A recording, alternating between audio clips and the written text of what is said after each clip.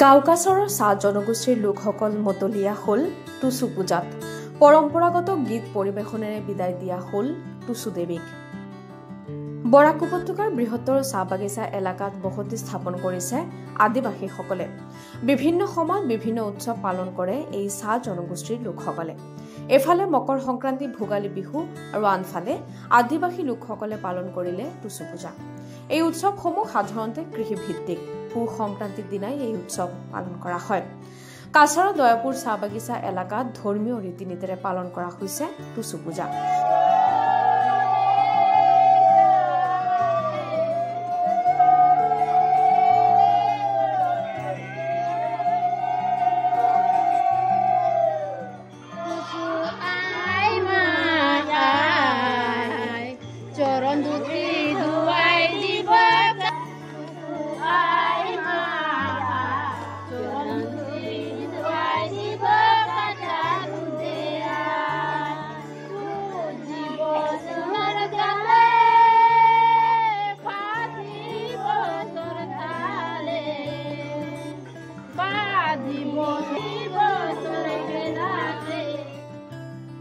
বিশেষকৈ গ্ৰাম্য অঞ্চলৰ সাঁওতালী, কুৰ্মী, ভূমিজ, মুণ্ডা, খৰ্মকাৰ আদিবাসী জনগোষ্ঠী এই উৎসৱৰ ধাৰক আৰু বাহক।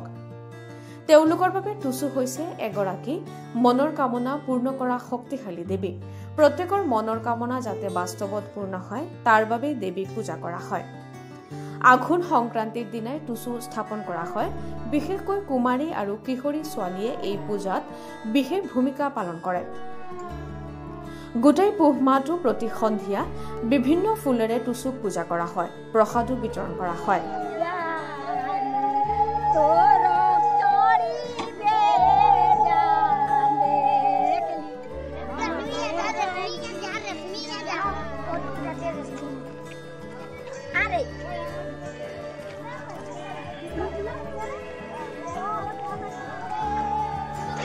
मेरा नाम प्रतिमा सौताल है।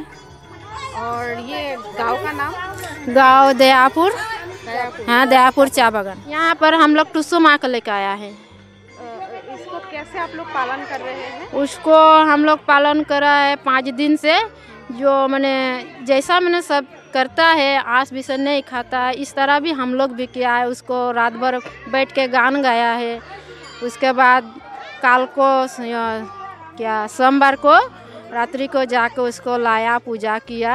उसके बाद आज के उसको विसर्जन में ले जाएंगे। आज विसर्जन करेंगे। तो ये आप लोग का परंपरा है? हाँ, परंपरा है। आप लोग कौन सी संप्रदाय से हैं?